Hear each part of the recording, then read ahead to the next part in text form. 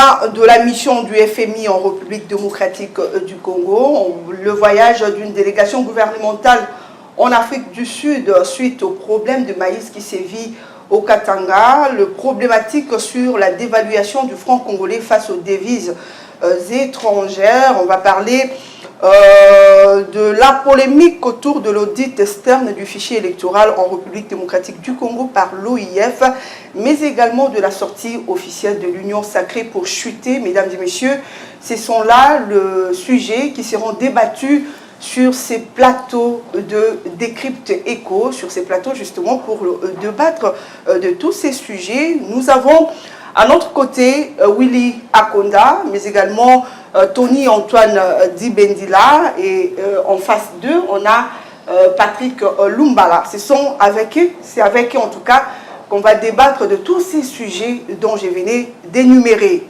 Bonjour et bienvenue à vous. Bonjour, Betty. Merci madame. Voilà, d'entrée des jeux, on parle de la fin de la mission du FMI en République démocratique du Congo. Cette mission qui a débuté le 27 avril, qui prendra fin le 9 mai. Mais déjà officiellement, cette délégation a conclu sa mission sur le sol congolais. On va commencer par vous, Patrick Lumbala. Patrick Lumbala, d'entrée de jeu, commence d'abord par nous brosser un tout petit peu la mission dont était porteur cette délégation. C'était quoi en fait leur mission? D'accord, merci beaucoup Betty Tamfoumou. Je tiens à saluer tous les confrères sur ce plateau. Alors, la mission du Fonds monétaire international qui vient de se boucler, il faut noter que c'est une mission qui a commencé en 2021. Alors, pour être un peu globaliste dans mon argument, la République démocratique du Congo et le FMI sont dans un programme commun. Et ce programme, un programme de financement que le FMI devait mettre ou doit mettre à la disposition de la République démocratique du Congo, 1,5 milliard de dollars américains. Et ce fonds-là va s'étaler sur plusieurs jalons, notamment à travers les revues du FMI comme ce qui vient de se passer cette semaine. Donc à terme, c'est que la République démocratique du Congo puisse capter cet argent du Fonds monétaire international afin de ne pas faire face aux problèmes de balance de paiement. C'est ça même la raison de Donc nous faisons déjà face d'ailleurs à ces balances de paiement. Nous faisons déjà face à ces problèmes. Tout à fait. La RDC, depuis un temps, vous savez, nous sommes une économie, nous importons plus que nous n'exportons. Et la conséquence, c'est que nous ne pouvons que faire face à une balance de paiement. Pourquoi? Parce que nous ne sommes pas comme les États-Unis. Les États-Unis peuvent importer et même exporter peu des choses, mais ce qui est sûr, c'est qu'eux ont une monnaie qui est convertible, une monnaie qui s'échange partout au monde. Et même lorsqu'ils vont devoir payer à l'extérieur leurs importations, ils les payent dans leur propre monnaie, le dollar américain, ce qui n'est pas le cas avec la République démocratique du Congo. Notre monnaie, vous ne pouvez pas payer des importations en francs congolais, vous devez les faire en dollars américains. C'est justement là la difficulté et il était important pour le gouvernement d'avoir cet accord avec le Fonds monétaire international pour faire souffler notre économie. Willy Akonda, de l'argent, on parle de millions de dollars que l'FMI va octroyer, si on peut le dire, en République démocratique du Congo. N'est-ce pas là, ce sont encore de dettes de plus que la RDC est en train de contracter? Est-ce que cela ne risque pas de nous poser encore de problèmes dans les jours qui viennent? Merci beaucoup, madame. Je pense que le problème n'est pas à ce niveau-là. Quand vous regardez les Américains, les États-Unis, ils sont super endettés. Et en termes de pourcentage, la RDC, c'est parmi les pays les moins endettés du monde. Donc, le problème n'est pas à ce niveau-là. Le problème, c'est le problème d'approche, qui représente, par exemple, 1,5 milliard de dollars pour la RDC. Justement, c'est la question que le Congolais se pose actuellement. Qui représente ces montants par rapport à tout le problème que connaît aujourd'hui la République démocratique du Congo? Le problème, c'est la vision que nous avons de notre économie. Parce que si nous avons l'économie tournée vers les FMI, la Banque mondiale ou les institutions de euro de manière globale, et que nous estimons que la RDC peut pouvoir capter 1,5 milliard au niveau de l'extérieur, et c'est ça le niveau de notre économie, je pense qu'on est en train de se tromper. Le vrai problème, c'est que la RDC, et comme le fait beaucoup de pays, ils sont un peu plus éloignés de ces systèmes du FMI et de la Banque mondiale qui, après plus de 30 ans, 40 ans, 50 ans, n'apportent absolument rien. Donc il faut vraiment qu'on se retourne vers l'intérieur. Et je pense que c'est encore au début de nos échanges. Et alors, mais je crois qu'il faut qu'on essaie de voir. Les vrais problèmes de la RDC, c'est ce que nous, on a un problème de statistiques qu'on ne respecte pas dans notre pays. Je vais donner un exemple dans le concret. On ne sait pas, d'abord au niveau de l'intérêt, ce que nous représentons nous-mêmes. Nous sommes, aujourd'hui, on parle en termes de 80, 100, 120 millions d'habitants. Donc, on n'a pas les niveaux de nos statistiques. On ne connaît même pas combien de Congolais nous sommes. Au-delà de ce Congolais que nous sommes, nous avons la diaspora et congolaise également. Donc, est-ce que si nous nous tournons vers la population congolaise en termes de consommation, je vais m'expliquer. Pourquoi, par exemple, aujourd'hui, un Libanais arrive à avancer, les expatriés et les autres? Pourquoi ils arrivent à gagner? Parce que quand on regarde la ville de Kinshasa, on parle de 16 millions, 18 millions d'habitants.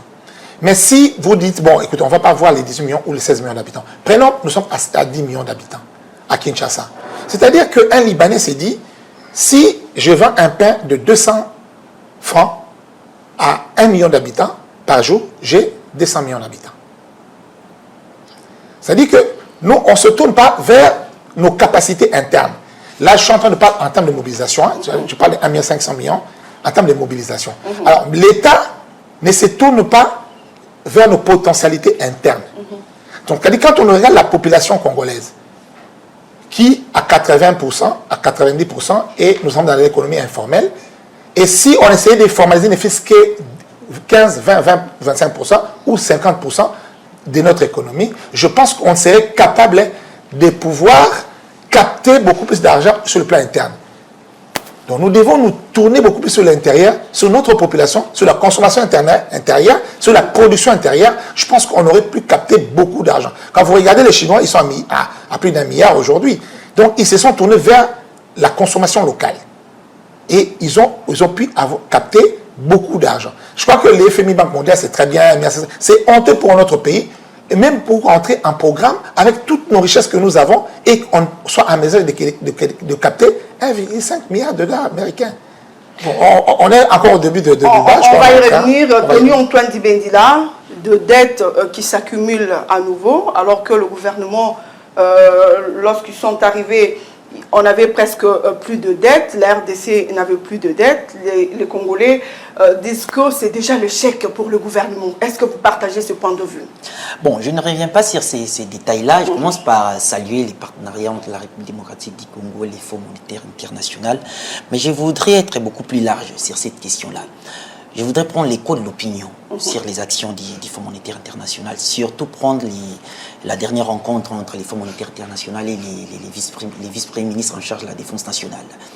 Vous savez, quand vous donnez, justement, quand vous donnez assez d'opportunités à des organisations, je dirais, étrangères, c'est-à-dire ils peuvent avoir accès à des questions assez stratégiques pour vous. Imaginez, les Fonds monétaires internationaux voudraient voir de près nos dépenses sur des questions sécuritaires. Et cela voudrait dire, et il précise, c'est Mme Vera qui a précisé il n'y a pas longtemps que l'espace budgétaire de la République démocratique du Congo est restreint. Et donc il faut être regardant. Donc le gouvernement suscite encore une autre guerre, un autre problème sur un problème qui existe déjà. Il faut être regardant en ce qui concerne nos dépenses militaires, sécuritaires. Cela voudrait dire, imaginons un pays, dans un pays comme la République démocratique du Congo, qui connaît des agressions répétitives durant plus de des décennies. En quelque sorte, on veut nous dire, écoutez, il ne faut pas avoir assez de dépenses. Ça, c'est votre compréhension. Mon rebondissement de cette question. C'est-à-dire que les Fonds monétaires internationaux voudraient nous dire en quelque sorte, il ne faut pas assez dépenser sur des questions liées à la sécurité de votre pays parce que, écoutez, votre espace budgétaire est restreint. Mais écoutez, c'est-à-dire, le Fonds monétaire international peut porter un même langage face au gouvernement belge, par exemple. Ici, s'il faut prendre la République démocratique du Congo, nous sommes un pays agressé, un pays victime. On va échanger sur des questions aussi stratégiques, des questions qui portent sur la survie, l'existence même de notre pays. avec les fonds monétaires internationaux. Mais on a toujours dit pourquoi, que la main qui donne a toujours été au-dessus de la main qui reçoit. Voilà, on en discute parce qu'on est là en train d'attendre des libéralités de la part de cette organisation de Bretton Woods. Écoutez, c'est pratiquement la même chose avec la Banque mondiale. Il n'y a pas longtemps, je crois bien, le représentant pays de la Banque mondiale et l'inspection générale des finances s'étaient brouillés sur des questions liées à la corruption, par exemple. Pour l'IGF, chef des services, et la Banque mondiale ne poussait pas ses analyses sur des questions de corruption, bien entendu, la lutte contre la corruption démocratique du Congo. Et la Banque mondiale n'a pas des regards assez précis sur cette question-là. Mais pourquoi justement ces organisations-là viennent fouiner quand il y a quelque chose qui semble marcher, ou quand la République démocratique du Congo dit écoutez, cette fois-ci on doit mettre un terme à cette question de guerre, surtout que l'embargo a été supprimé. Vous voyez, donc à mon avis, ok, j'ai salué les partenariats, mais c'est quoi l'écho? Si on posait la question aux Congolais lambda, même aux intellectuels, c'est qu'on ne peut pas s'en passer, on ne peut pas passer outre des financements du Fonds monétaire international actuellement, ou encore plus largement de la Banque mondiale, on ne peut pas passer outre. Mais la réalité est qu'on est en train d'hypothéquer une partie de notre souveraineté. C'est-à-dire pour gérer les questions liées à la sécurité, on doit écouter ce qui dit, entre autres, le FMI, sinon les robinets seront fermés. C'est ça aussi le problème. C'est pourquoi j'interpelle nos gouvernants. En tout cas, on paye. C'est un partenaire fiable. Je l'ai dit. C'est un partenaire fiable, mais sur des questions stratégiques comme ça, en tout cas, on ne peut pas tendre notre oreille. Vous suggérez quoi concrètement? Non, mais les partenariats ne peuvent que continuer, ne peuvent que se poursuivre. Mais je demande au Fonds monétaire international, et même à la Banque mondiale et autres, vraiment d'avoir assez d'égards, c'est-à-dire de regarder la réalité en face. De regarder, si aujourd'hui on ne peut pas restreindre ce que je pourrais appeler à l'effort de guerre. On ne peut pas restreindre le fait que la République démocratique du Congo dépense assez pour des questions liées à la sécurité de la République. Donc voilà en quelque sorte. Patrick Lumbala, Antoine Dibendila qui dit qu'on est en train d'hypothéquer la souveraineté nationale en laissant justement à la FMI la voie libre de tout contrôler, de tout chercher à savoir. Êtes-vous de même avis? Bon, déjà, il faut dire que lorsque un pays va signer un accord avec le Fonds monétaire international, il perd en quelque sorte une partie de sa souveraineté économique. C'est comme ça, c'est en fait la règle avec le Fonds monétaire international. Parce que lorsque vous vous mettez en partenariat avec eux, ça veut dire que vous êtes en difficulté. Et en contrepartie de leur financement, ils vous obligent, ils vous donnent un certain nombre de mesures. Parce que le FMI, on doit se le dire ainsi, c'est pratiquement en quelque sorte le régulateur du système monétaire international. Ça veut dire on vous donne, on vous dit ce que vous devez faire pour ne pas tomber dans les mêmes erreurs qui vous ont poussé à tomber dans la situation dans laquelle vous vous trouvez. Aujourd'hui, au jour d'aujourd'hui, la République démocratique du Congo, je l'ai dit dans l'introduction, nous importons beaucoup et nous ne pouvons pas nous passer du financement du Fonds monétaire international. C'est vrai, on peut dire on se tourne vers la production interne, mais regardons-nous en face. La réalité, elle est telle qu'aujourd'hui, nous avons un immense pays avec beaucoup de richesses naturelles qui, du reste, ne nous appartiennent pratiquement plus. Parce que, on doit se le dire ici, plus de 80% des gisements de cuivre et de cobalt appartiennent aujourd'hui aux Chinois. Ce sont les Chinois qui ont le contrôle de tous ces minerais. Donc on ne peut pas aujourd'hui se dire que, bon voilà, la RDC doit tourner le dos au Fonds monétaire international. Patrick Lumbala, puisqu'on ne sait pas son passé de FMI, est-ce que nous devons également leur laisser la libre action en ce qui concerne par exemple la souveraineté nationale? Qu'est-ce qu'il faut pour quand même mettre le garde-fou? Bon, écoutez, j'ai été clair. Les questions ça veut dire, soit vous êtes avec le FMI, c'est la règle du jeu, soit vous acceptez, soit vous refusez carrément. C'est la règle du jeu.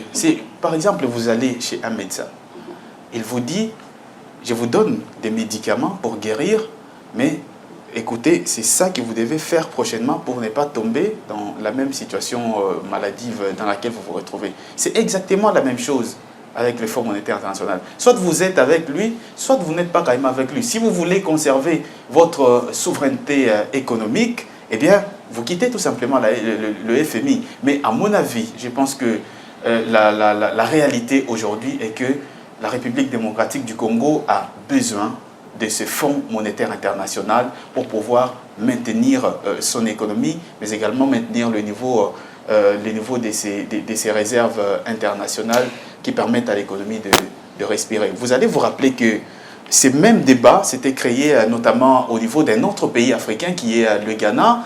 On va se rappeler que le président ghanéen, Nana Akufo, s'était donné le luxe de dire que ben voilà, nous on quitte le Fonds monétaire international. Pas plus tard que l'année dernière, ils sont revenus en courant vers le Fonds monétaire international pour sauver leur économie. Donc en fait, ce sont des choses stratégiques qu'il faut analyser profondément avant de pouvoir dire que nous quittons le Fonds monétaire international. Jusque-là, on n'a pas encore dit de quitter, hein, mais on demande est-ce qu'il n'y a pas moyen de mettre des garde-fous.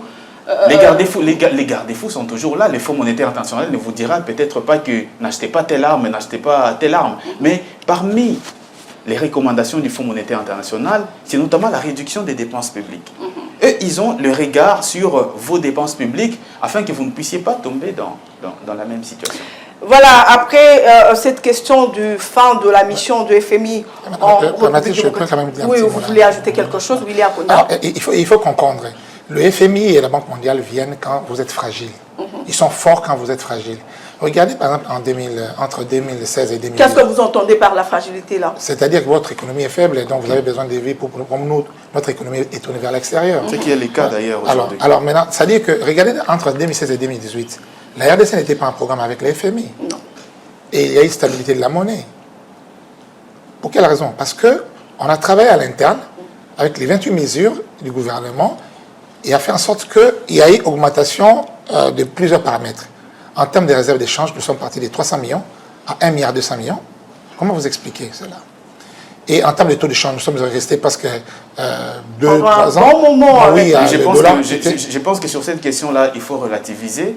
On va se rappeler ici que c'est en 2012, lorsque le président Kabila décide de mettre fin à la relation entre la RDC et le Fonds monétaire international, dû notamment aux exigences que cette institution voulait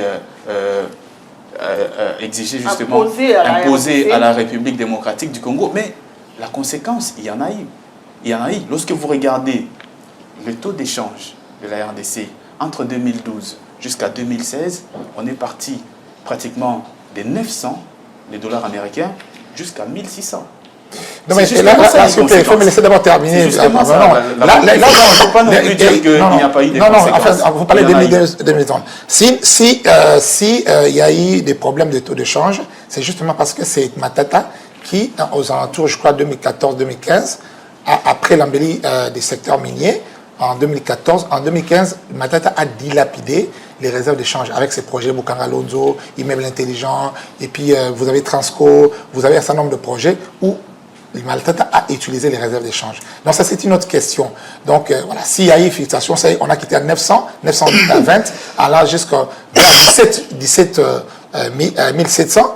Hein, donc à l'arrivée de Chibala, on est arrivé jusqu'à 1700 et on l'a ramené à 1600. Donc ça, c'est Matata qui a utilisé tous les réserves de change qu'on avait et c'est ainsi qu'on a, on a quitté vers 2000. Et vous voulez parler du période Chibala où il y a eu oui, quand Chibala est arrivé, effectivement, on a rabaissé des 17 à 16 et on est resté pendant 2 ans comme ça. Alors je disais qu'on est parti des réserves d'échange entre 300 millions à 1,2 milliard. On a financé les élections sur fonds propres. Vous vous en souvenez, on a parlé du financement des élections sur fonds propres et à hauteur de 1,2 milliard. Il y a eu beaucoup de paramètres. Voilà. Vous voyez, donc ça dit qu'on était capable. Alors la faiblesse, c'est au niveau de tous les gouvernements, c'est l'exécution du budget. Aucun gouvernement n'a su exécuter les budgets convenablement. Et quand on n'exécute pas les budgets convenablement, on paye cash. Par exemple, quand on te dit, on va dépenser, par exemple, autant de millions pour la construction des infrastructures. Quand vous regardez les niveaux de la construction, disons, ce qu'on appelle les dépenses en capital ou les dépenses en investissement, ça a toujours été faible. Vous voyez? C'est à ces niveaux-là que se situe le problème. Aucun gouvernement, depuis plus de 10, 15, 20 ans, n'a su exécuter correctement le budget.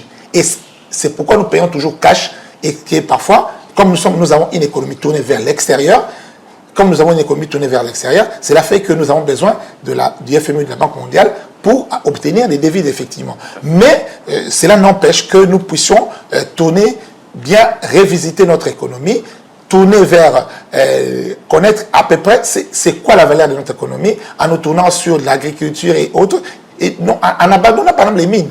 Les mines, certainement, on peut capter des éléments, mais nous avons, comme je dis, grâce à nos statistiques, à nos potentialités, si nous nous tournons vers cette société de consommation, en tant que 100 millions d'habitants, 10 millions d'habitants à Kinshasa, je pense qu'on n'aura pas besoin. Si on fabrique, si par exemple, on met un exergue, nous avons aujourd'hui les maïs. Et qu'est-ce que Mosé avait fait pour maîtriser les choses? Mosé, qu'est-ce qu'il a fait? Il a fait les réserves stratégiques. Il a fait les réserves stratégiques, il a fait l'autre, comment ça s'appelle? Service national. Le service national. Qu'est-ce que Mosé fait? Trilogie. La trilogie de Mosé, qu'est-ce qu'il faisait? Il prend l'argent, il va acheter les marchandises auprès des producteurs congolais. Alors, ça leur pousse à produire davantage. Et il prend la marchandise achetée, il la met vers les centres de consommation. Entre-temps, il dit non, on ne va pas seulement acheter vers les producteurs, on va également favoriser la production à travers les services nationaux. Donc, on a BNPES qui était là pour distribuer localement les maïs. On a les services nationaux et on a la réserve stratégique. La réserve stratégique, c'est pour permettre aux producteurs de pouvoir le faire. Donc, on peut réadopter ces félicitations au président de la République qui a réveillé le service national. Maintenant, il faut réveiller la réserve stratégique. On a bien mangé à l'époque de Mosé. Donc, c'est-à-dire que comme on a besoin de maïs, on va aller en Afrique du Sud pour dépenser des devises pour acheter, mais si on s'était tourné. Parce qu'au Congo, il y a des producteurs. Mais la marchandise, le maïs chôme quand vous allez au Bandundu. Il y en a beaucoup. Dans beaucoup de coins, il y en a beaucoup de maïs. Mais le problème, c'est le problème d'évacuation. Donc, on peut repenser ces systèmes-là. Vous allez voir que Mosé n'avait pas besoin, il n'avait pas un programme avec l'FMI et la Banque mondiale, mais les gens ont bien vécu. Mais il faut noter aussi beaucoup de faiblesses de la gouvernance Mosé. Il est parti, il a laissé un pays divisé. On paie en sens. Ça, c'est le problème pour dire la politique. Non, ça impacte sur l'économie. Quand l'État est divisé, ça dit Kinshasa ne peut pas aller vers Goma et tout. Vous dites que ça n'a rien à voir avec l'économie. C'est une question de gouvernance. Il y a eu beaucoup de maladresse. Il a laissé un pays déchiré et nous avons une constitution des belligérances aujourd'hui. Moi, je voudrais. S'il vous plaît, permettez que je termine. Oui, ici, il ne faut pas mélanger les problèmes d'ordre politique et les problèmes d'ordre économique. Même si à un certain moment ça se lie, ici, on est en train de donner plus de solutions. Donc, c'est un peu ça. Donc, je pense que ce qui sert pour je laisser peut-être la parole, c'est beaucoup plus intéressant pour nous de nous tourner vers la production locale, permettre aux paysans de produire et également de favoriser ce qu'on appelle la chaîne des valeurs. On en parlera peut-être plus tard. Donc, au gouvernement de recourir au système qu'a mis en place Mosé lorsqu'il était président de la République. On peut le faire autrement. Hein? On peut le faire autrement.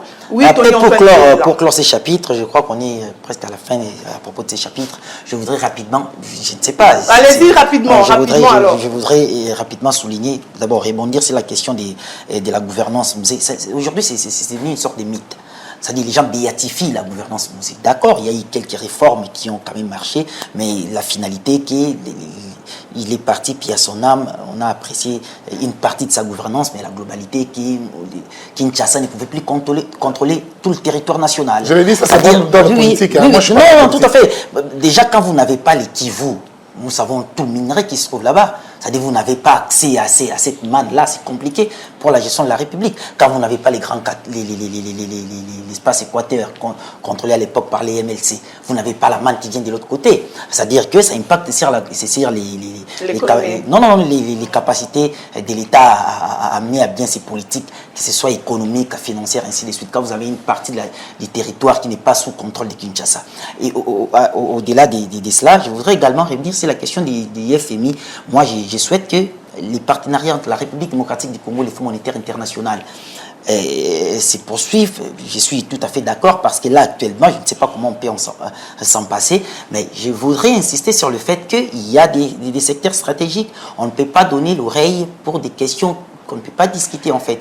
Les pays est menacé, on est menacé. En tout cas, s'il faut réfléchir en termes de sécurité, moi je ne vois pas comment est-ce que les FMI... Parce qu'on peut ignorer, mais nous avons vu la mission onusienne ici, la MONUSCO être pourchassée à Béni là-bas. Parce que justement, il y a des choses qu'on ignore. Parce que la finalité, c'est le public, c'est le peuple qui nous regarde, qui suit ce qui se passe.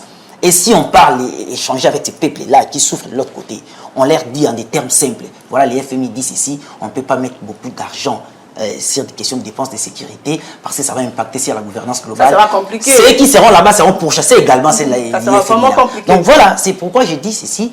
Il faut qu'il y ait, ça, en tout cas je m'adresse au gouvernant, il faut voir, oui, il y a FMI, d'accord, mais il y a des questions auxquelles on ne peut pas traiter avec le Fonds monétaire international. Il y a des questions auxquelles on ne peut pas traiter avec le Fonds monétaire international. Patrick Lumbala, il faut qu'on change en tout cas mettre un petit mot là-dessus, c'est qu'aujourd'hui, il est important que nous puissions revaloriser notre économie et mettre en place des solutions qui soient tout à fait structurelles.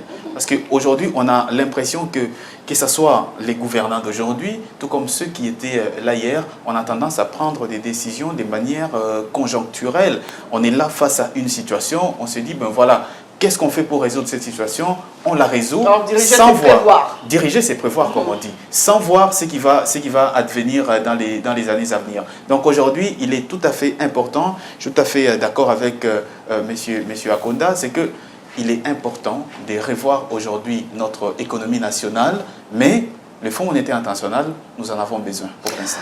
Puisque nous parlons de l'économie nationale, on va parler cette fois-ci de ces voyages de la délégation gouvernementale en Afrique du Sud suite au problème de Kassai qui sévit, le problème de maïs plutôt, qui sévit au Katanga. Le gouvernement a envoyé une délégation en Afrique du Sud pour trouver des solutions palliatives par rapport à ces problèmes. Willy Akonda, on dit gouverner, c'est prévoir. On a l'impression que notre gouvernement, comme l'a dit Patrick Lumbala, réagit face aux problèmes qui se présentent devant lui, mais il ne prévoit pas. Mais je pense que peut-être que je l'ai effleuré déjà et que je vais rappeler à Tony. Vous savez, dans la vie, quand quelqu'un fait quelque chose de bien, il faut prendre le bon côté, il ne faut pas regarder le mauvais côté. Et là, moi, je n'aime pas trop, moi, je j'aime bien parler économie, en les places de parler politique. Mais je pense que c'est ça le vrai problème aujourd'hui. Et je vous donne un exemple. Olusegun Obasanjo, le président Olusegun Obasanjo, aujourd'hui, on parle de l'économie émergente du Nigeria. Vous savez ce qu'il a fait? Il ne s'est pas tourné vers la FMI ni la Banque mondiale. Il a fait ce qu'on appelle aujourd'hui la création de champions nationaux. Il a créé des champions. Il a regardé, notamment dans l'agriculture. Et le second, il a regardé, il dit, bon, et dans telle région, qu'est-ce que l'on produit? Par exemple, chez nous, au Kasaï et au Congo central, on produit peut-être vers le Mayombe beaucoup plus de bananes, des bananiers. Alors, Olusegun Obasanjo a favorisé à ce que les producteurs locaux puissent émerger des champions dans ce secteur-là. Et il a regardé, par exemple, à Bandounou, qu'est-ce qu'on a? Nous avons beaucoup de maïs à Bandounou, nous avons beaucoup de riz, et on a créé ce qu'on appelle des champions nationaux. Et en leur favorisant d'avoir les financements et d'avoir également l'encadrement des formateurs, l'encadrement sur le plan technique, et on a favorisé l'émergence de ces champions nationaux. Et aujourd'hui, il y a beaucoup de milliardaires au niveau du Nigeria, c'est justement parce que le Nigeria, à travers Olusegun Obasanjo, s'est focalisé sur ces champions nationaux et il a créé ce qu'on appelle la chaîne des valeurs. La chaîne des valeurs, ça veut dire que lorsqu'on fait le maïs, on ne fait pas que le maïs. On peut faire les engrais à partir des déchets de maïs et on favorise des industries. C'est-à-dire qu'à travers un champ de maïs, on favorise beaucoup de champions nationaux dans un secteur. Vous voyez? Et c'est ça qui... On n'a pas abandonné le FMI à la Banque mondiale. Non, le Niger ne s'est pas tourné totalement au FMI à la Banque mondiale, mais s'est retourné sur sa population, sur ce qu'il y en a. Voilà. Et maintenant, aujourd'hui, pour ce qui concerne les maïs, moi j'ai toujours dit, aujourd'hui, nous avons les services nationaux. On peut adopter les mousses que Mosé a fait. Mosé a fait comment? On a mangé beaucoup de maïs à Kinshasa. Je ne sais pas si vous vous en souvenez. On avait beaucoup de maïs à Kinshasa. Et la distribution, c'était avec les cantines populaires. C'est Ben Pes qui le faisait. Pourquoi on a réussi? Parce qu'il est allé vers les producteurs locaux. Est-ce qu'aujourd'hui, on a encore ces producteurs locaux qui peuvent produire autant Madame, moi, j'ai eu la grâce de circuler un peu le Congo. J'étais au Bandundu. Moi, quand on me pose la question, je suis tété là, c'est vrai. Mais quand on dit, moi, je l'ai dit, je suis de Belembele. Pourquoi? Parce que j'étais dans ces coins, Niamada, Belembele, Mukulumutoi. Quand vous allez là, chez les Dinga, il y en a beaucoup de riches chez les Dinka. L'autre fois, on avait des Mokia, des Bemba. Est-ce qu'aujourd'hui, il y a encore des Kisombe et consorts? Est-ce qu'aujourd'hui, on a encore... Non, vous savez, quand vous allez abandonner, pourquoi les gens ne cultivent plus beaucoup? C'est parce qu'il n'y a personne pour acheter. Même s'il y avait des personnes pour acheter, comment évacuer?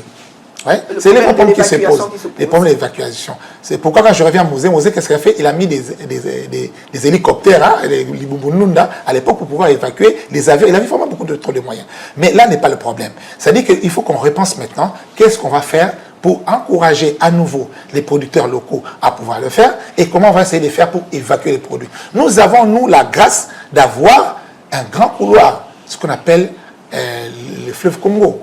Il faut passer au dragage du fleuve Congo. Il faut mettre des navires au fleuve Congo. Il faut mettre des moyens nécessaires. Il faut vraiment une très bonne politique et favoriser les grandes zones de production. Vous avez par exemple Monédutu et tout le consort là. Comment on appelle cette zone-là?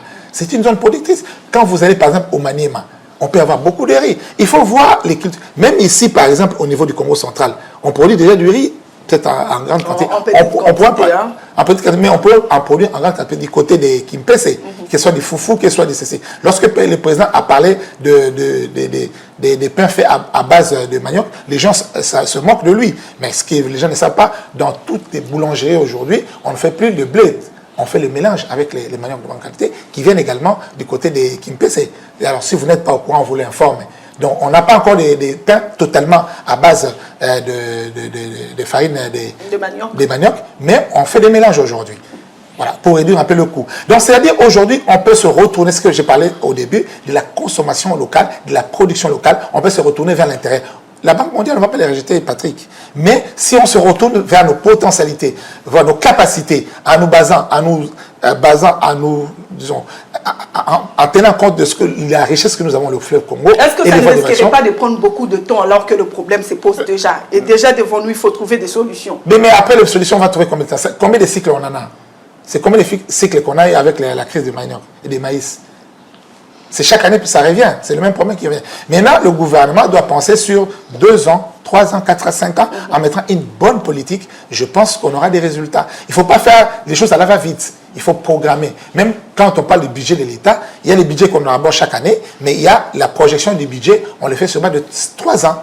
C'est comme ça qu'on est à avoir un bon budget. Donc si on fait des prévisions sur base de 3, 4, 5 ans et qu'on se dit, bon, on est aujourd'hui à une faible productivité et que dans 3 ans, dans 4 ans, dans 5 ans, nous voulons avoir une grande productivité, je crois qu'on aura résolu le problème. Cette question, je vous la pose à vous trois. Moïse Katumbi peut être d'une importance capitale dans cette crise qui s'est vue. Je voudrais, avant de citer les noms des compatriotes, celui que vous avez cité là, voilà. Je voudrais revenir sur cette question des crises du maïs. Depuis la veille, avoir une des collaboratrices du gouverneur Jacques Yaboula. Lors du court échange que nous avons eu, j'ai compris une chose. Les gens refusent d'aborder cette question-là parce qu'ils ne veulent pas mettre des noms sur cette crise. Mais qu'au Télévision l'aborde. Justement, j'ai dit, les gens ne veulent pas mettre des noms des gens derrière cette crise. Si vous voyez une délégation gouvernementale se rendre en Afrique du Sud, puis que le problème est profond, le problème est sérieux, ce n'est même plus au niveau du gouverneur des provinces. Parce qu'au niveau de la province, il y a eu quand même quelques initiatives, la production locale, il y a quelques sacs de maïs qui sont vendus à 20 000 francs, donc c'est à peu près $19. Qui n'a pas pu résoudre le problème. Non, ça dit la production est faible. Cette production-là ne peut pas atteindre tous les consommateurs dans cette partie du pays-là. C'est-à-dire qu'il y a eu quelques points où on vend ces maïs, mais c'est très faible. C'est sélectif d'ailleurs, c'est sélectif là, cette vente-là. Les problèmes est profond. Même si vous posez des questions à des sources crédibles, il vous dit, on n'arrive pas à comprendre ce qui se passe. Aujourd'hui, il vous dit avec ça dit, il utilise les mais madame a posé la question. Il utilise, ceux qui sont là-bas utilisent les conditionnels pour aborder cette question. On ne comprend pas. Il y a, quand il y a un problème, les maïs, généralement dans les grands Katanga, c'est les maïs qui viennent de la Zambie. Mais quand il y a un problème des productions de l'autre côté, les grands Katanga font recours à l'Afrique du Sud. C'est-à-dire pour se procurer des denrées alimentaires. Mais aujourd'hui, qu'est-ce qui se passe? Quand les maïs viennent de l'Afrique du Sud, il y a hausse, mais c'est une hausse légère. Aujourd'hui, les maïs coûtent presque les sacs de 25 kilos atteignent jusqu'à 4. Jusqu'à 100 000 francs congolais. 100 000 francs congolais. Je vous dis, ne sais pas si à l'heure actuelle, ça la vérité sur cette question est que il y a une main noire derrière. Mais citez-les directement. Je ne peux pas citer les noms parce que je n'ai pas d'éléments d'enquête. Je n'ai pas mené des enquêtes précises autour de ça, mais il y a des mains noires derrière cette question. Quand vous arrivez à avoir une collaboratrice directe du gouverneur qui travaille au jour le jour avec les gouverneurs, mais qui hésite, je cite Gisèle Mungua, mais qui hésite à vous donner des précisions autour de ça, il faut dire qu'il y a des problèmes. Oui, des problèmes. Et il y a complicité. Il y a complicité. On veut tirer de ficelle, on veut créer une crise artificielle. Il y a complicité entre qui et qui? Même ceux qui gouvernent cette province du Haut-Katanga. Ce sont des hypocrites. Ce sont des hypocrites. Il y a une mémoire derrière cette question-là. Moi, je vous dis, je vais vous dire ceci. Les problèmes est clair. Écoutez, il n'y a pas de production qui vient de la Zambie actuellement. Il y a un problème. Vous faites recours à l'Afrique du Sud. Et au-delà de ça, il y a une grâce, la grâce de la douane. C'est-à-dire ils ne vont pas payer les exonérations. Les exonérations. Au-delà de ça, les sacs de maïs coûtent toujours cher. Mais qu'est-ce qui se passe? On écoutez, il y a des opérateurs économiques qui sont malveillants. Non, on sait ce qui se passe. Alors, il faut commencer à mettre des noms. On sait ce qui se passe, c'est pas le Si. Mais il y a des informations qui nous parviennent. Que les compatriotes qui sont actuellement à Kinshasa qui préparent une marche. Mais je te dis, Antoine Dibendi, la Moïse Katumbi. Il y a des noms, je dis ceci. Je dis ceci. Mais si ceux qui gouvernent hésitent de dire ce qui se passe réellement, s'ils sont complices, nous on est journalistes, on ne va pas inventer, on ne va pas spéculer. Mais je dis ceci, si Moïse Katumbi est derrière cette question, il faut lui demander de cesser. C'est la vie des gens.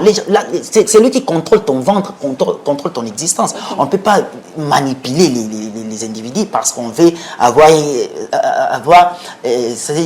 la possibilité de faire quelques manœuvres derrière et s'attirer la sympathie de la population qu'on va remettre sur le marché la production de maïs. C'est ça justement le problème. Quand ceux qui sont sur place n'arrivent pas à nous dire ce qui se passe réellement, et même des sources, même la presse, j'ai l'impression que les gens là-bas sont vendus. Même la presse, quand ils hésitent de vous dire réellement ce qu'ils disent, il y a une compréhension, on n'arrive pas à comprendre. Comment vous n'arrivez pas à comprendre? Donc voilà, en quelque sorte, c'est cette question-là, j'ai dit, je crois qu'il y a une main noire et politique derrière cette question. Et il faut démasquer ceux qui sont derrière cette histoire. Patrick Lumbala. Et s'ils sont démasqués, ils doivent être punis sérieusement. S'il faut démasquer, en tout cas, mais la question était pour vous trois, je posais la question de savoir, Moïse Katumbi peut être d'une importance capitale dans cette crise qui sévit au Katanga. On sait bien qu'il a été pour beaucoup, en tout cas pour ravitailler les Katanga en maïs. Aujourd'hui, est-ce que les questions politiques également sont pour quelque chose dans cette crise-là? Qu'est-ce qu'il faut? Si aujourd'hui on a testé que c'est Moïse Katumbi qui serait, je dis bien qui serait la source, est-ce que le président de la République ou le gouvernement congolais doit se plier à ses caprices afin de trouver solution à ces problèmes? D'abord, moi, je ne sais pas confirmer que c'est effectivement Moïse Katumbi qui est derrière... On a bien parlé au conditionnel. Au conditionnel, voilà. bien entendu, mais je pense également que Moïse Katumbi peut aussi jouer une partition en tant que Congolais, tout simplement. Parce qu'il faut quand même se le dire, il a gouverné la province du Grand Katanga pendant pratiquement 8 ans, je crois. Et pendant ces temps-là, il y avait des crises répétitives des farines de maïs. Et il était celui qui s'est présenté en Christ sauveur de la population du Katanga. À chaque fois qu'il y avait des crises des farines de maïs, il s'est pointé devant la population pour vous dire dans 24 heures, cette crise sera complètement résolue. C'est dans ce sens-là que moi je pense qu'il peut avoir une partition à jouer. Mais je ne sais pas confirmer s'il est derrière cette pénurie de maïs dans les grands Katanga ou pas. Maintenant, vous savez, moi je suis né, vécu et grandi au Katanga. Je suis un fils du Katanga. Ça fait pratiquement plus de 2 décennies que ce problème se répète. Même à l'époque des musées, vers des années 2001 et consorts. Mais il y avait des crises comme ça qui se répètent. Mais pourquoi on ne trouve pas des solutions jusqu'à aujourd'hui? En ce temps-là, c'était quoi la solution? Écoutez, c'était toujours... Là, vous étiez encore trop petit? écoutez, On va pas entrer dans ces débats-là. En ces temps-là, c'était quoi les solutions? C'était quoi la solution? Je vais y arriver, voilà. Mais je pense que moi, j'ai été écœuré de voir toute une délégation du gouvernement central congolais se déplacer jusqu'en Afrique du Sud. Pourquoi? Pour chercher la farine de maïs. C'est humiliant pour un peuple. Antoine l'a dit, c'est que le problème est vraiment, profond. Tout à fait. Le problème est vraiment profond et je pense qu'il y a des personnes, parce que ça, c'est une crise des trop. Et il y a des personnes qui doivent répondre. Il y a de cela 3 ans, lorsque le gouverneur Kiaboula prend le pouvoir dans la province du Haut-Katanga, il initie un programme de maïs. Il a appelé beaucoup de paysans, un peu sur le modèle des musées. Il leur a donné des intrants et consorts. Mais où en est-on avec ce programme-là aujourd'hui? Zéro sur le terrain. Rien du tout qui est fait sur le terrain. Et il faut poser des questions au gouverneur. C'est vrai que ses collaborateurs, ses proches collaborateurs peuvent ne pas vouloir dire ce qu'ils savent. Mais je pense qu'aujourd'hui, le gouverneur doit répondre à cette question-là. Pourquoi cette crise se répète? Pourquoi ça se répète? Et en plus de cela, chaque année à la même période. Pourquoi on ne s'est pas trouvé une solution? C'est pourquoi moi j'ai... Alors qu'on est à quelques mois des élections. Justement, on va en arriver à des questions politiques. C'est pourquoi moi je préconise qu'il y ait des solutions structurelles.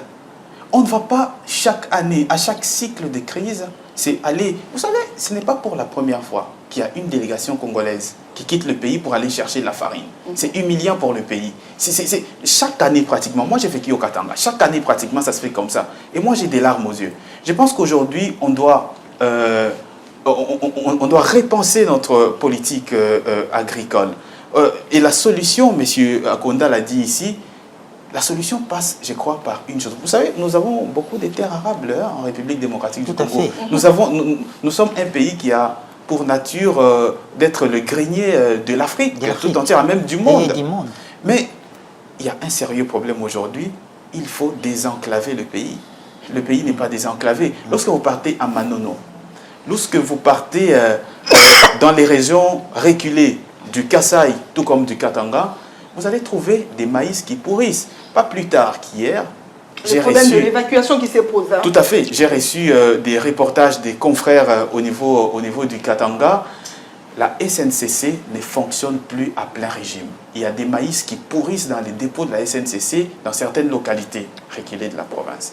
Et pendant ce temps, il y a tout un ministre, tout un vice-premier ministre de l'économie qui fait le déplacement vers l'Afrique du Sud. C'est humiliant et je pense qu'il est important aujourd'hui de mettre en place des solutions qui soient tout à fait pérennes, qui puissent s'étaler sur le long terme. On peut se dire, par exemple, aujourd'hui, que nous allons accepter, nous allons supporter de souffrir pendant 5 ans avec ces crises répétitives, mais dans l'entretemps, nous mettons en place des solutions qui vont nous permettre d'éviter cela dans les 10 années qui viennent.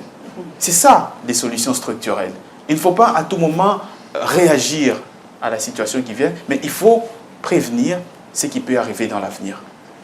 Voilà, la même question est posée à Willy Akonda. Moïse Katumbi peut être d'une importance capitale dans cette crise qui sévit. Hein. En fait, moi j'ai la grâce de suivre un peu tout ce qui se prononce sur les réseaux sociaux à travers un programme, je n'en citerai pas ici.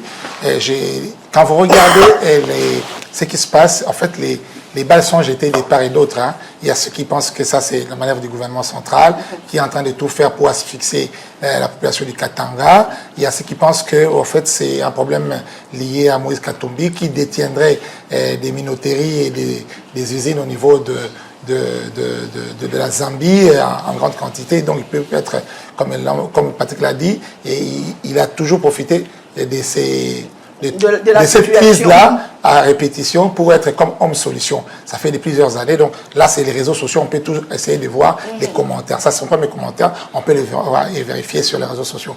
Mais là n'est pas le problème. Comme Patrick l'a dit, il faut des solutions structurelles.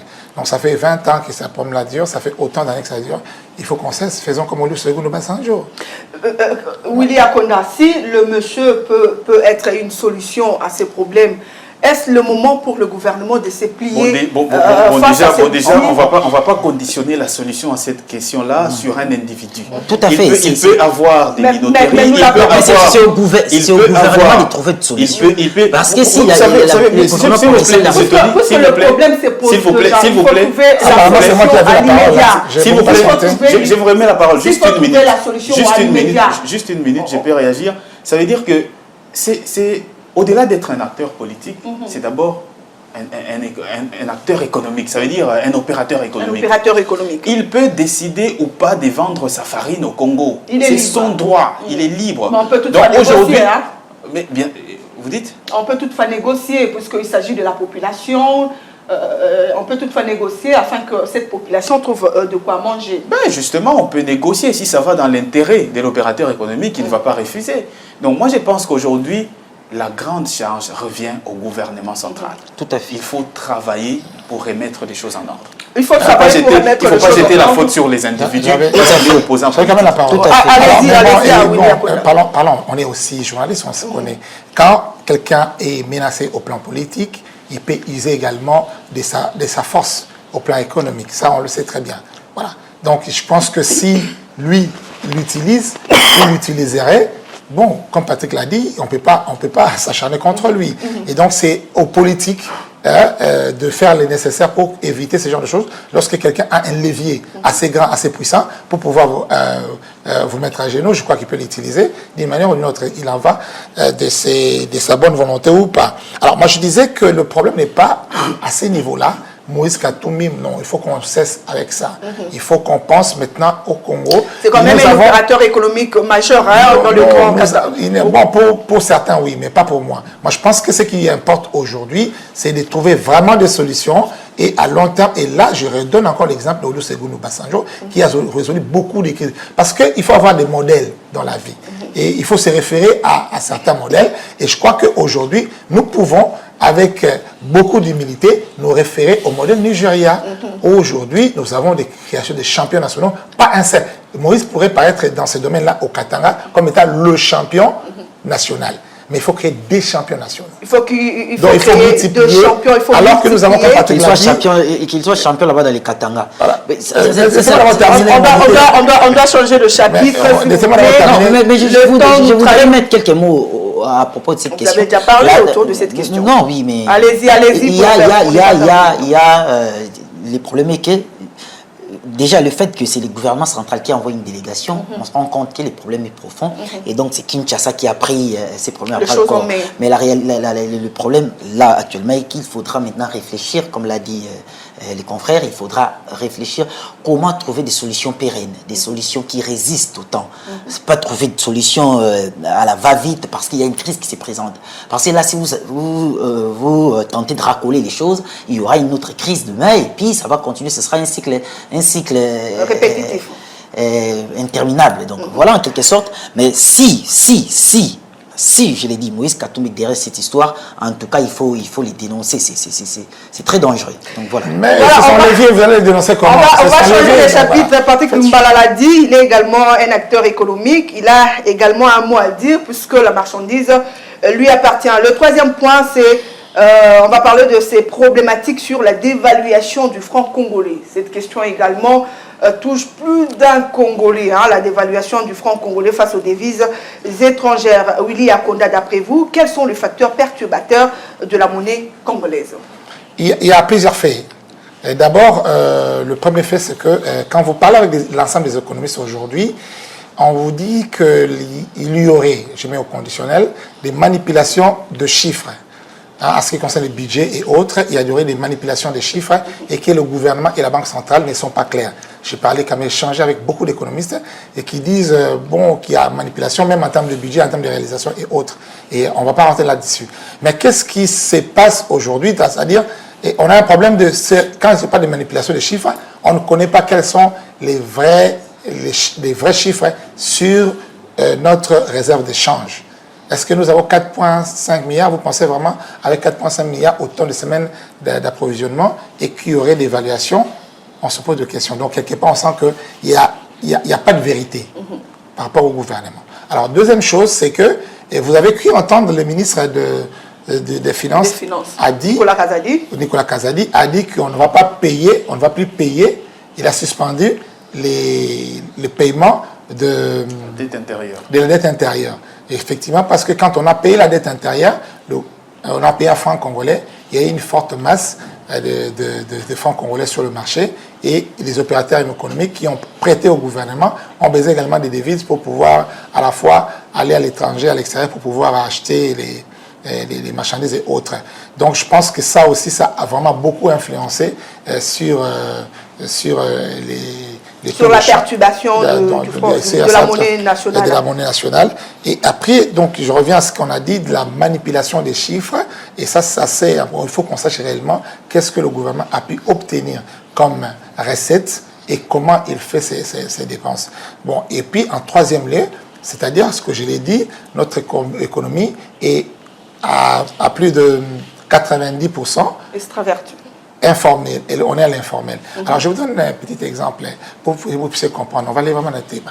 Alors, lorsque nous, allez vite, vous avez 2 minutes. Hein? Lorsque nous sommes à la fin du mois, dans l'informel, les gens qui sont dans l'informel, la plupart des Congolais payent par exemple les loyers en dollars américains. Et que la maman qui vend ses makayabou en francs congolais a besoin de devises. Est-ce qu'on a une idée du nombre de personnes qui ont besoin de ces dollars américains pour pouvoir payer leur loyer, pour pouvoir payer les frais des enfants? C'est-à-dire qu'il y a une économie qui n'est pas maîtrisée par l'État congolais. Et lorsque, par exemple, on sort même 200, 300 milliards au niveau de la Banque centrale qui donne aux banques commerciales, donc ça c'est vers les opérateurs économiques. Mais la demande en devise de citoyens lambda, et qui va essayer, surtout que on a payé les opérateurs économiques, ils ont les francs congolais, et aussi ils vont acheter la marchandise. Ouais, donc c'est vraiment la consommation qui arrive. Et lorsqu'il y a une forte consommation, et la population aussi arrive à capter un peu d'argent, et c'est ça qui a fait aussi en sorte qu'on a senti vraiment que c'était très difficile de pouvoir maîtriser. Mais il y a aussi d'autres paramètres, comme vous avez dit, je n'ai que 2 minutes. Il y a aussi d'autres paramètres. Patrick Lumbala, la dépréciation du franc congolais, est-ce fonction de la mauvaise gestion du budget de l'État? Oh, je ne dirais pas qu'il y a mauvaise gestion du budget de l'État, mais moi j'aimerais quand même, parce qu'on est à la fin de l'émission, je n'ai pas assez de temps, j'aimerais quand même relever une chose. C'est qu'aujourd'hui, le gouvernement, en particulier le ministre des Finances et la gouverneure de la Banque centrale, doivent être clairs dans leur discours. Parce qu'on ne peut pas comprendre qu'il y ait autant de dévaluations. C'est pratiquement chaque année, voire même chaque semestre, qu'il y a une dévaluation du franc congolais. Le taux n'est jamais rabaissé. Ça ne fait qu'augmenter en dévaluant la monnaie nationale. Donc aujourd'hui, moi, je regarde la caméra, si le ministre des Finances me regarde, monsieur le ministre, si vous avez fait recours à la planche à billets, dites-le nous. Dites-le aux partenaires internationaux que nous avons fait recours à la planche à billets. Comme ça, on peut trouver ensemble des solutions au lieu de cacher ce que vous avez peut-être fait. Parce que, vous savez, il y a eu dans ce pays, je crois, 1 année, 2 ans, il y a eu beaucoup d'injections de francs congolais sur le marché. Vous ne pouvez pas vous permettre de recourir, par exemple, parce que moi, je le mets au conditionnel. C'est le ministre des Finances et la gouverneure de la Banque centrale qui en savent beaucoup. Vous ne pouvez pas, dans un pays où vous importez avec les devises étrangères, et vous permettre de recourir à la planche à billets n'importe comment pour satisfaire les besoins à l'intérieur. Vous pouvez recourir bien sûr à la planche à billets pour payer les fonctionnaires et consorts, mais après, vous dévaluez votre monnaie. Donc, le gouvernement, à travers le ministre de Finances n'a qu'à dire la vérité. Il n'a qu'à dire la vérité. Moi, en tout cas, je le soupçonne sur ce point-là. Vous les soupçonnez, donc vous êtes encore dans le spéculation. Ce ne sont pas les spéculations, mais nous avons les faits. En fait, non, il y a des interrogations, parce qu'il y a effectivement la raison. On se pose la question, qu'est-ce qui se passe? Est-ce qu'on a recouru? On nous dit oui ou non. Voilà. On est encore dans des spéculations. Tony, on te dit, Bendila, pensez-vous que la dédollarisation de l'économie soulagerait tant soit peu l'économie nationale? Non, avant d'arriver à cette question-là... Vous n'avez que 2 minutes, hein, d'accord, je sais, on arrive à la fin. Vous savez, on est ici d'avis que les francs congolais est une monnaie faible. Les francs congolais est une monnaie faible. Permettez-moi de lire rapidement des phrases, si vous me permettez. Allez-y. Oui. Une monnaie faible est une devise qui va fluctuer de manière erratique ou se déprécier face à des devises étrangères. Cette faiblesse est généralement le résultat d'une politique ou d'une fiscalité instable par les pays émetteurs de la monnaie. Mais si on parle aujourd'hui de la dépréciation du franc congolais, mais ce n'est pas un fait c'est-à-dire extraordinaire. C'est-à-dire chez nous ici, la dépréciation du franc congolais, c'est quasiment ordinaire. Ça fait combien d'années le franc congolais s'est déprécié mais c'est continuel. Et si vous regardez très bien, cette dépréciation-là va de pair avec l'instabilité politique de ces pays. Depuis les années, les francs congolais, les formats actuels du franc congolais, c'est depuis les années 98. Les formats actuels, parce que déjà depuis les années 1887, on avait le franc congolais, peut-être certains ne le savent pas. Mais les formats actuels avec Laurent Désiré Kabila, c'est les 30 juin 1998, pardon, que nous avons l'actuelle monnaie. Mais cette monnaie-là ne fait que se dévaluer, se déprécier face aux devises étrangères. Mais cela va de pair avec l'instabilité politique de notre pays. Donc, il y a des questions précises. Voilà pourquoi on veut savoir, est-ce que si aujourd'hui on dédollarisait l'économie nationale, mais quand on parle d'instabilité politique, même si on dédollarisait aujourd'hui, mais on parle des devises étrangères, on ne parle pas que de la dépréciation du franc congolais face au dollar. On parle des devises étrangères, on dédollarise. Mais il y aura l'euro qui sera là, il y a les francs CFA et autres. Mais les francs congolais, tant qu'on ne résout pas les vrais problèmes, les problèmes des fonds, ça va continuer à se dévaluer. Et voilà, si vous êtes dans un pays instable, attendez-vous à avoir une monnaie faible. On va chuter, Willy Akonda. Une dernière question en tout cas. La liberté de la presse au monde, particulièrement en République démocratique du Congo, une mythe ou une réalité? Nous venons de fêter notre journée de la liberté de la presse. Est-ce qu'aujourd'hui en République démocratique du Congo, on peut dire que c'est une mythe ou une réalité, vous en tant que Congolais? Ce que je dirais simplement, parce qu'on n'a pas beaucoup trop de temps, est-ce qu'on va appeler les gouvernants à ne pas aller trop vite? On sent aujourd'hui... Chuter Willy Akonda, répondez à cette question. Effectivement. Allez-y. Je disais qu'il ne faut pas que le gouvernement aille trop vite. En ce qui concerne par exemple les médias, fermeture et autres, je crois qu'il faut qu'il y ait un petit délai qu'on en donne aux médias de se conformer. Une semaine, 2 semaines, c'est pas trop. Il faut qu'on donne un fisc 1 ou 2 mois parce qu'il y a la partie administrative qui est également freinée par le gouvernement lui-même ou par les acteurs du gouvernement. Alors maintenant, concernant les journalistes, je dis simplement, il faut qu'on sache qui est journaliste et qui ne l'est pas. Voilà, Tony Antoine Dibendila, une mythe ou une réalité, la liberté de la presse en République démocratique du Congo? Moi, je suis à l'aise quand je parle de la liberté de la presse en République démocratique du Congo. Parce que si on regarde, je l'ai toujours dit, dans la sous-région... Allez-y, argumentez. Oui, dans la sous-région, la République démocratique du Congo est vraiment... c'est-à-dire à féliciter en termes de liberté d'expression et même de l'exercice de la presse. Mais je laissé toujours aller juste ici au Rwanda, chez Kagame, aller en Ouganda, aller au Congo-Brazzaville ou même en Angola. Vous allez critiquer le président de la République qui va vous donner cette opportunité-là. Vous allez critiquer la gouvernance de la République qui va vous donner cette opportunité-là. Mais qui? Mais chez nous, on est là, on peut critiquer. Il y a des coups de gueule. Il y a des gens qui rencontrent des choses qu'on ne peut pas imaginer sur les gouvernants. Les gouvernants sont des gens puissants. Mais quand au Congo, on peut analyser, on peut critiquer profondément, c'est-à-dire à une certaine mesure, on a une certaine avancée. Déjà, quand Reporters sans frontières nous dit, aujourd'hui, nous avons gagné plus de 30 places sur son classement sur la liberté de la presse ces 4 dernières années, on constate qu'il y a des efforts qui sont fournis. Et donc là, on encourage le gouvernement à continuer à fournir ces efforts, surtout avec la nouvelle loi qui réglemente l'exercice de la presse en République démocratique du Congo. On croit que vraiment, il faut encourager le gouvernement et les efforts du président Tshisekedi à rendre beaucoup plus efficace. Voilà, Patrick Lumbala, vous partagerez également le même point de vue que Tony Antoine Dibendila quand il dit que c'est quand même à féliciter en République démocratique du Congo, la liberté de la presse est quand même, on les vit quand même. Moi, je vais vous répondre en une phrase. Je suis tout à fait d'accord avec monsieur Tony Dibendila. En termes de liberté de presse ici en Afrique, je pense que tous les pays africains devraient s'asseoir et écouter la RDC parler parce que nous sommes pratiquement les premiers en termes de liberté de presse en Afrique. Voilà, nous sommes pratiquement le premier en termes de liberté de presse en Afrique.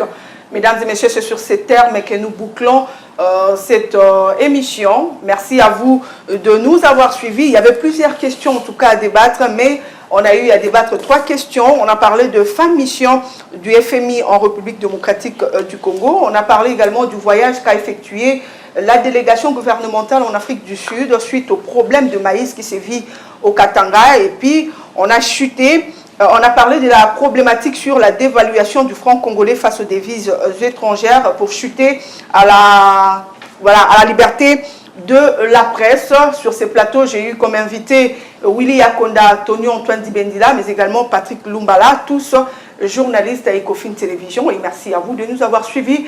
D'autres sujets qui sont restés, on en débatte dans la prochaine émission. Entre-temps, prenez bien soin de vous. Au revoir.